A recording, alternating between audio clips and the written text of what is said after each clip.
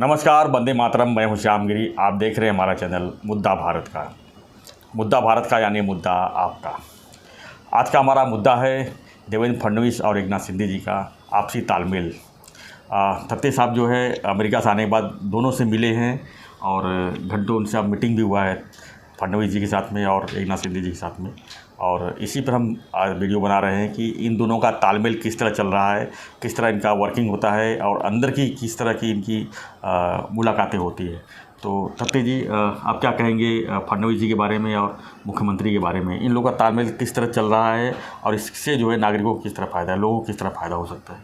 इसमें मैं खुद को भाग्यशाली समझता हूँ जी, क्योंकि दोनों इतने बड़े हैं और इतनी महत्वपूर्ण पोस्ट पे हैं जी, कि उनका समय मिलना और उनसे बातें करने का, अकेले में बातें करने का और दिल खोल के बातें करने का मौका मिलना, ये बड़ी दुर्लभ ऐसी बात है। मेरे ख्याल से पॉलिटिशियन लोग को भी ऐसा मौका नहीं मिलता है मिलने का।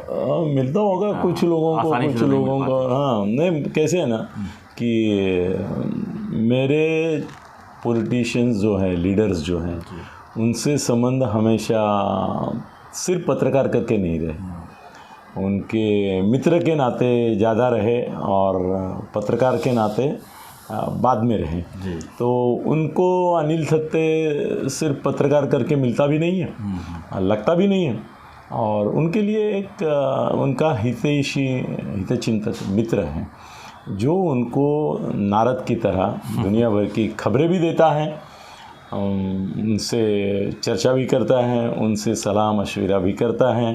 कभी उसके मन में जो आया या उसने जो सुना वो उनको बताता भी है, और उनसे कुछ सीख अगर मिलती है तो वो अपने वीडियो के माध्यम से या उन्हीं नेताओं से भी, कई बार ऐसा हुआ है कि उन्होंने कुछ मुझे बताया, ऐसे बड़े नेताओं ने, मैं फडणवीस और शिंदे साहब की बात नहीं कर रहा हूँ खाली, बहुत सारे नेता हैं कि जो बोलते कि अनिल तू त्याच्याकडे जातो ना, त्याला सांग ना एकदा की असं नको तसं कर। मतलब ये बात तो संजय के बारे में भी होती थी कि बहुत सारे लोग मुझे बोलते थे कि तुम संजय को ये बताओ ना, संजय ये गलती कर रहा है, संजय को तुमको बोलना चाहिए। और मैं बोलता भी था, वो सुन लेता था, उसको जहाँ पे लगता था कि मैं जो बोल रहा हूँ उसमें दम है और उसके हित में है, तो वो उसका अनुकरण भी करता था। अब ऐसा है कि मैं अमेरिका में तो बहुत ही ज़्यादा बीमार था, मतलब सीरियस ही था। 4-5 दिन तो अमेरिका के हॉस्पिटल में एकदम क्या बोले कि क्रिटिकल था। वापस आने के बाद भी मेरा हॉस्पिटल का चक्कर अभी थमा नहीं है। कुछ न कुछ वो निमोनिया के कुछ इफ़ेक्ट रहे हैं, साइड इफेक्ट शुगर का भी मेरा प्रॉब्लम बहुत ज़ोर से चल रहा है। मतलब अभी आज मैं आपके सामने बैठा हूँ, कल मैं हॉस्पिटल में था, परसों मैं आपके सामने बैठ के वीडियो कर रहा था, उसके एक दिन पहले फिर हॉस्पिटल में था। मतलब मैं भी हॉस्पिटल में जाने की ज़रा जल्दी करता हूँ, ज़रा भी थोड़ा कुछ हुआ तो तुरंत हॉस्पिटल में एडमिट हो जाता हूँ। केयर लेना भी बहुत हाँ, मगर इतने सारे भागदौड़ में मैंने हमेशा की तरह, क्या है ना कि आपके रिलेशन ऐसे होने चाहिए। तो मेरे सामने एक भाजपा के नेता बैठे थे और हमारी बातें हो रही थी। बोले तुम अमेरिका से आए, तब से तुम्हारी फडणवीस साहब के साथ मुलाकात हुई? तो मैं बोला नहीं, मैं आने के बाद हॉस्पिटल की चक्कर काट रहा हूँ तो नहीं हुई। तो बोले आजकल उनका मिलना बहुत मुश्किल हो गया है। मैं बोला क्यों? ऐसा कुछ नहीं है, वो जिसको टाइम देना है उसको देते हैं। तो भाजपा का नेता जो थे, ऐसे छोटे मोटे नेता नहीं थे, अच्छे नेता थे, बड़े थे, वो बोले कि मैंने मैसेज भेजा तो उनका जवाब तक नहीं आता है। मैं बोला देखो, वो सिलेक्टिव है, उनके मन में हर एक व्यक्ति के प्रति कोई मूल्यांकन होता है, और कब किसको कांटेक्ट करना है, कब किसको कांटेक्ट नहीं करना है, कब किसको लटका के रखना है, उसके उनके अपने ये रहते हैं। तो मगर मुझे ऐसा नहीं लगता है। वो उनको जब लगता है कि इससे मिलने से मुझे कुछ नए चीज़ों का आकलन होगा या मैं इसके माध्यम से किसी दूसरे लोगों तक कुछ बात पहुंचा सकता हूं, तो बुलाते हैं।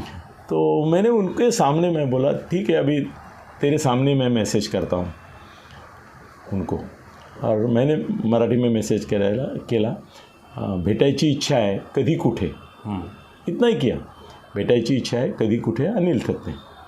और उसको बोला ये देख अभी ये मैंने भेजा है, तो वो मुझे बोला कि जवाब नहीं आएगा।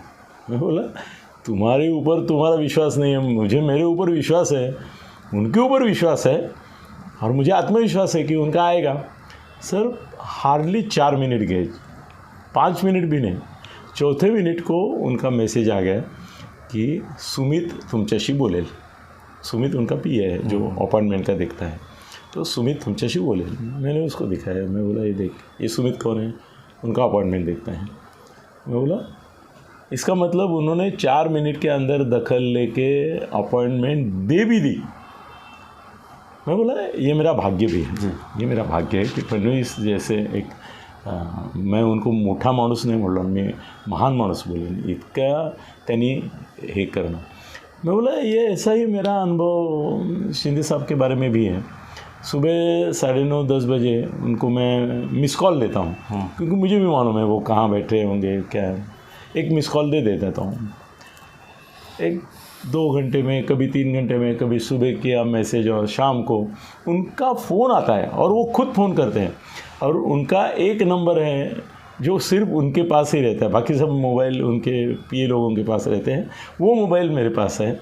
और मेरा एक मोबाइल ऐसा है कि जो उनके पास है, वो भी किसी और के पास नहीं है। तो उनका फ़ोन आता है, क्या अनिल जी कभी भेटूया, मैंने उनको मालूम रहता है कि ये मिलने के लिए बोल रहे हैं, मिलने के लिए किया है। तुम्ही सांगा, तो बोलते हैं कि 1-2 दिवस गडबडते, एक काम करूया, परवा मी तुम्हाला कळवतो आणि भेटूया महापौर बंगल्यावर या, और हम मिलते हैं। उसमें भी कोई दिक्कत नहीं होती है, इनसे भी मिलते हैं, उनसे भी मिलते हैं, बहुत सारे लोगों से मिलते हैं। और मुझे आनंद होता है कि मैंने उनका एक विश्वास पाया है कि उनको एक चीज़ तो ये लगती है कि मिसयूज़ नहीं करेगा। और इनमें से किसी से मुझे कुछ चाहिए नहीं, मुझे ना कोई पार्टी में पद चाहिए, ना कोई और भी कुछ चाहिए। तो मेरा जो काम है वो है, मैं मेरे इसमें संतुष्ट हूँ, खुश हूँ। तो ऐसा हुआ कि पिछले 1 साल से जी, अभी हम आते हैं शिंदे साहब और फडणवीस साहब के रिलेशन के ऊपर। पिछले 1 साल से जब भी मैं फडणवीस साहब को मिला तो ऐसा हुआ कि फडणवीस साहब को मालूम था कि शिंदे साहब का और मेरा गहरा रिश्ता है, आना जाना है, मिलना जुलना है, बातें करते हैं हम लोग। और उस समय की विशेष बात तो ये थी कि हमारी बातों में 2 ऐसे लोग थे कि जो उद्धव के खासम खास जाने जाते हैं, वो भी तो उसमें थे। और ऐसा होता था कि शिंदे साहब की जो मनीषा थी कि भाई वो नाराज़ थे उद्धव के ऊपर, उसका उन दोनों को पता था। और सिर्फ पता ही नहीं था, मैं तो यहाँ तक जाके कहूँगा कि शिंदे साहब जो कर रहे उसकी मालूमात वो उद्धव जी को दे रहे थे कि ऐसा होने वाला है, आप उनसे पैचअप करो, ये करो, वो करो। और उद्धव जी मान नहीं रहे थे। तो वो मैं खुले दिल से कहूँगा उनकी सिंपैथी उद्धव के से ज़्यादा शिंदे साहब के साथ थी। उनका भी नाम लूँगा तो ये मच जाएगी, हलचल मच जाएगी। मगर मैंने एक बार लिया था, शायद आपके पास लिया था, और मैंने एक विधान किया था। मैं दूसरे आदमी का नाम नहीं लूँगा क्योंकि मैंने उसका नाम लिया नहीं था, मगर एक आदमी का नाम मैंने लिया था आपकी वीडियो में, वो था संजय राउत का।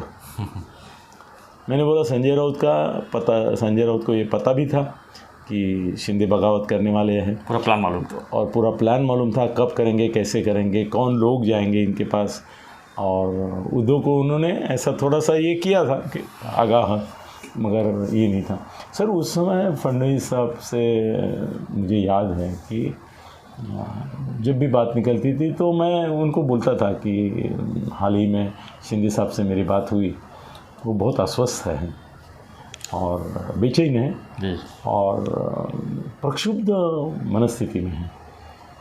तो हर बार फडणवीस साहब ने मुझे बोला कि अगर वो तुम्हारे इतने मित्र हैं तो उनको मेरा एक मैसेज दे दो, जो मैं ऑलरेडी दे चुका हूँ उनको, कि साहस बंधाओ। क्या? साहस बंधाओ।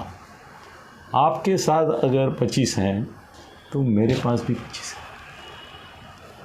आप बगावत करो, हिम्मत दिखाओ, वही तो हुआ। आपका बगावत यशस्वी होगा, इसकी गारंटी मैं दे सकता हूँ। और उस समय मुझे ये भी बोले थे कि ये मैं आपसे तो बता रहा हूँ कि आप उनके मित्र हैं, मगर मैंने उनको मुंह पे भी बोल दिया जब मुझे वो मिले थे सीक्रेटली, तो उनको बोला था आप चिंता मत करो, आप चिंता मत करो, ऊपर से लेके नीचे तक आपके लिए पूरी सहवेदना है और आप हमारे साथ हो, ये हम चाहते हैं, और उसके लिए जो भी करना पड़े हम तैयार हैं। तो शिंदे साहब से भी मैं बाद में जब भी मिला तो मैंने बोला कि हालात ऐसे है कि वो तो तैयार बैठे हैं आपके लिए, राह देख रहे हैं आपके। तो बोले हर एक चीज़ का एक समय होता है, मुझे मालूम है, मेरी फडणवीस साहब से भी बात हुई है, मगर उसके लिए एक सही समय की तलाश में हूँ मैं। वो जिस दिन सही समय आएगा अनिल जी, आप देखेंगे कि मैंने बगावत कर ली, वो हो जाएगा, मगर सही समय की राह में देख रहा हूँ। तो उस समय मैंने उनको ऐसा सवाल पूछा, किसको? शिंदे साहब को। मैंने बोला फडणवीस के ऊपर आप कहाँ तक भरोसा रखते हैं? तो वो बोले मेरा कोई सगा भाई या मेरा बड़ा भाई होगा तो उसके ऊपर मैं जितना विश्वास रखूँगा उतना विश्वास मुझे फडणवीस साहब के ऊपर है। ऐसा शिंदे वो साहब शिंदे साहब का कहना था। वो बोले वो मेरा हमेशा भला ही चाहेंगे, वो मुझे ऐसी कोई सलाह नहीं देंगे कि जिसकी वजह से मैं मुसीबत में आ जाऊँ। अभी भी वो बोलते हैं कि बगावत का समय आ गया है और मैं बोलता नहीं, मुझे लगता नहीं है, तो वो कभी ये नहीं बोलते कि करो, ऐसा नहीं, तो हम वेट नहीं करेंगे, ऐसा नहीं बोलते। वो उल्टा बोलते हैं कि ठीक है, टेक योर ओन टाइम, मगर इतना भी पेशेंस मत दिखाओ कि टाइम निकल जाए। और उसके आगे चल के आपको एक बड़ा गौप्यस्फोट मैं करने जा रहा हूँ, ऐसा मुझे लगता है कि फडणवीस साहब को ये मालूम नहीं था कि वो चीफ मिनिस्टर नहीं बनने वाले हैं। हाँ, ये तो बहुत बड़ा रहस्य था। और शिंदे साहब को ये मालूम था कि बनने वो वाले। चीफ मिनिस्टर बनने वाले, मगर शिंदे साहब को ये बताया गया था कि आप जब तक अनाउंसमेंट नहीं होती, मतलब कुर्सी बैठने तक, तब तक आप कुछ बोलेंगे नहीं। जी। और वही हुआ। इसकी वजह से थोड़ा मुझे एक प्रॉब्लम ऐसा दिखाई दिया इनिशियली, अभी नहीं, कि फडणवीस साहब को तो पता चला ही बाद में कि शिंदे साहब को तो मालूम था कि वो मुख्यमंत्री बनने वाले हैं, मुझे मालूम नहीं था। मैंने तो अनाउंस कर लिया कि मैं बाहर से सपोर्ट करूंगा, ये करूंगा, वो करूंगा, और बाद में दिल्ली से तो ट्विटर आ गए मोदी साहब के, अभिनंदन का, शाह का, नड्डा का, और उसमें ऐसा आ गया कि भाई चलो आपको आना है मंत्रिमंडल में।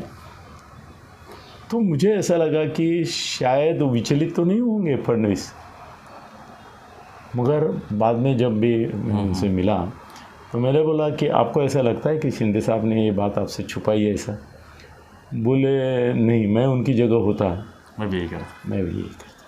क्योंकि उनको ये बात जो है वो अमित शाह साहब ने बताई थी। अभी अमित शाह साहब ने जब उनको बताया, 4.5 घंटा उनको दिया, उनको पूरा प्लान समझा दिया, और उस समय उन्होंने बोला कि मुख्यमंत्री आप बनेंगे और ये बात आप और मेरे सिवा किसी को मालूम नहीं होनी चाहिए। तो उनका फ़र्ज बनता था, उन्होंने वो किया, मैं उनको बिल्कुल दोष नहीं दूंगा। और मेरे से ज़्यादा मेरे नेताओं के ऊपर उनका भरोसा, विश्वास, और उनके विश्वास के लिए उन्होंने ये करना मेरे लिए बहुत मायना रखता है जी। बहुत मायना रखता है। अभी आता हूँ, परसों मैंने, इसके पहले भी एक बार बात हुई थी, तब मैंने उनको पूछा था कि वो आपने माइक हटाया, ये किया, वो किया, आप उनके ऊपर हावी होना चाहते हैं, ऐसे लोगों में एक इम्प्रेशन जा रहा है। तो वो बोले क्या है कि मैं मुख्यमंत्री था, तो थोड़ा कुछ समय ऐसा होता है कि आदत से मजबूर हो जाता हूँ कि मुझे मालूम है कि वो अभी मुख्यमंत्री है, मैं नंबर 2 पे हूँ, मगर ऐसा होता है कि अभी पत्रकार ने मुझे पूछा, तो लाउड स्पीकर उनके सामने है, तो पत्रकार ने मुझे पूछा, तो मैंने ये नहीं सोचा कि उनके सामने का उठा के मैं बात कर रहा हूँ, मेरे को पूछा करके मैं बात का जवाब दे रहा हूँ, ऐसा ही सोचा। मगर मीडिया वालों ने उसका अलग तर्क लगा के उनके अपमान से जोड़ा। मगर वो बोले कि देखो, उस समय भी बोले थे कि शिंदे साहब का मन इतना साफ है, इतना पारदर्शक है, और मेरे ऊपर उनका भरोसा है और प्यार करते हैं मुझे। हमारे दोनों में कोई मनमुटाव होने की इतनी भी संभावना नहीं। पेपर वालों को, मीडिया वालों को जो बोलना है वो बोलने दें। अब तो विपक्ष भी बोल रहे हैं सरकार विपक्ष से तो बोलेगा ही, कभी भी गिर जाएगी। सर ऐसा है कि सर हम एक और वीडियो बनाएंगे 2-3 दिन में, और एक महाराष्ट्र के बड़े ज्योतिषी हैं, वो उनके बारे में, शिंदे साहब के बारे में बताएंगे हमको। और उन्होंने भी मुझे कल, जब मैं करीबन 3 घंटे उनके साथ बैठा था, वो बोले कि ये फडणवीस और शिंदे साहब की जो जोड़ी है, वो बोले इतनी आदर्श जोड़ी महाराष्ट्र के मंत्री उपमंत्री में कभी बनी नहीं। और परसों फडणवीस साहब से जब मिला तो वो बोले कि आज तक मैंने इतने लोगों के साथ काम किया है, मगर शिंदे साहब के साथ काम करते समय जो एट ईज़ मुझे लगता है, कुछ भी मेरे मन में आया तो मैं उनसे बात करता हूँ, उनके मन में कुछ आया बात करता है। ऐसा नहीं कि मैं उनका कोई मार्गदर्शक गुरु बन के बैठा हूँ, एकदम परफेक्ट। हमारा कॉम्पिटिशन ही नहीं है। हम दोनों एक दूसरे का साथ दे रहे, प्रतिस्पर्धा कर ही नहीं रहे। तो और इसी में तो पब्लिक का फ़ायदा भी तो हो सकता है। पब्लिक का फ़ायदा है। ये राज्य जो है सर, ये संजय कितना भी बोलेगा, ये 6 महीने में, 2 महीने में, 1 महीने में, सर मैं चैलेंज दे के कहता हूँ आपको कि जब तक मोदी साहब इलेक्शन लोकसभा का जीतते नहीं हैं जी, और महाराष्ट्र का इलेक्शन डिक्लेयर नहीं होता है, तब तक इनको कोई धोखा नहीं है, कोई धोखा नहीं है। ये सरकार बनी रहेगी, फडणवीस बने रहेंगे, उप मुख्यमंत्री बने रहेंगे, बड़े प्यार से और चाव से चलेगा। तो बाहर से कोई अलग चित्र है कि भाई दोस्ती दिखा रहे और अंदर से कुछ है, नहीं।